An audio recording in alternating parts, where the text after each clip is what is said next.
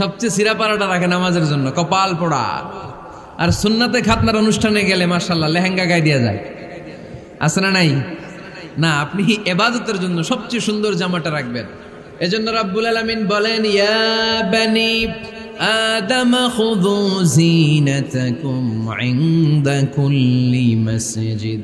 ও বনি আদম, তুমি যখন আল্লাহর ঘর মসজিদে ঢুকবা, ও বনি আদম, তুমি যখন নামাজের মুসল্লায় দাঁড়াবা, তোমার সবচাইতে দামি সবচাইতে সুন্দর জামাটা গায়ে দিয়ে তুমি নামাজে দাঁড়াও, ঠিক কি না?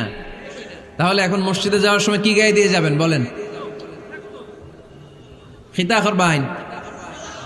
হ্যাঁ, মাশাআল্লাহ, হ্যাঁ, সবচেয়ে ভালো কাপড়টা আয়রন করে পারফিউম মেখে তারপরে আমরা যাব। রাজি আছেন তো? 3 নম্বর আদাব হচ্ছে মসজিদে ঢুকার সময় বাম পা দিয়ে ঢুকতে হয়।